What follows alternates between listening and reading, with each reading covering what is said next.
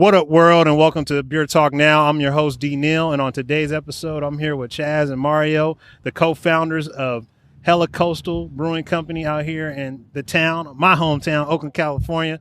Mario, Chaz, how y'all doing today? Doing great, man. I'm doing great. And we're going to switch up on the mask, for the people at home seeing me on the video, and then also with us, we're just going back and forth with that so we can show everybody we serious about keeping everybody safe with COVID. Yeah. But so Coastal Brewing Company, you want to make it the first black-owned brewery in Oakland, California. And yes, we have a lot.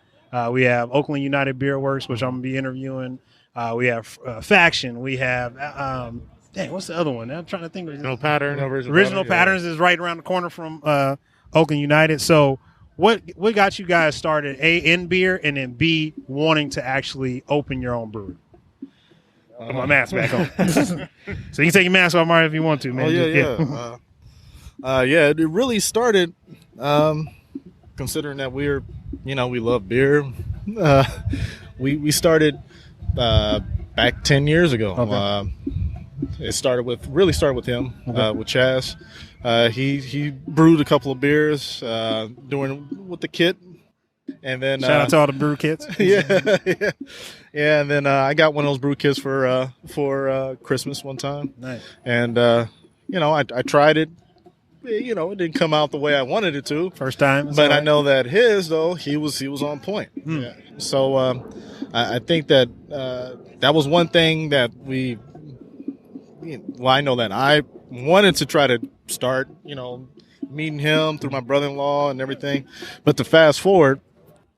Just through hanging out, we always go into different breweries. We noticed that there's a lot of things that's going on in Oakland, but we're not a part of it. Yeah, not present at all. A lot of times, like this park we're at, Snow Park. Yeah.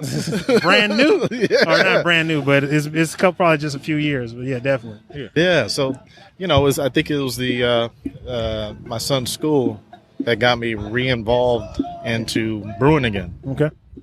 And what school does he go to? He goes to Montclair Elementary. Okay, nice. Yeah, so they have this dad's club. They have the PTA and then they have the dad's club. Okay. Dad's club, what they do is they barbecue, they brew, they have these brew days, and what they do is they basically donate that towards the school. They brew, they have these events that gives back to not only the school, but also gives back to the Ed Fund, which spreads out to all the schools in Oakland. Nice. So with that, I started brewing, and then Chaz, he's like, "What? you brewing up, man?" Nice. And then so you got involved. So then, Chaz, what made you want to get a beer kit and get this brewing started? I didn't want to say this, but I'm gonna say it. It was this chick I was talking to. Okay, that's all right, man. Shout out to the wonderful lady who was talking to Chaz, who got you brewing. She put me on game, man. She she was like, "Yo, try this IPA." She's like, "I'm making this red ale at the house." I'm like, "You making beer?" Love red ales. And she's like, "Yeah, I do home brewing." I'm like, "Okay." So we went to Oak Barrel. Shout out Oak Barrel. Shout out Oak Barrel. Yeah, right on San Pablo. Yeah, San Pablo. Shout out Homer over there. Probably the only other OG brother that I know and get to meet him yet. I want to meet him. No, he's a great dude. Yeah. Okay. So got me a kit. I forget what I did. It was some type of light ale, honey ale or something like that. Okay.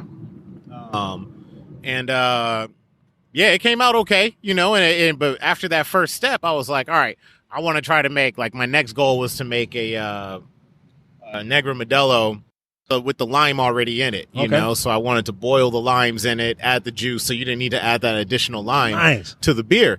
And that came out good.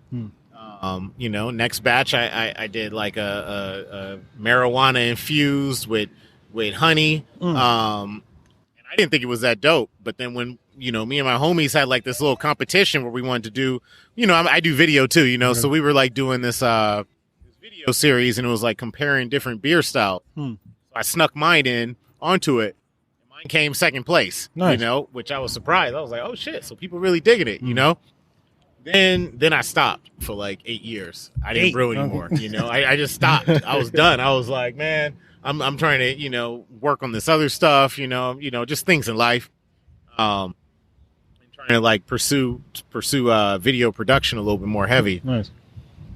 Then 8 years later, Mario, like he said, was brewing, and he was in the dad's club, and I'm like, oh shit, like I used to brew, like, you know, and I always had a great time.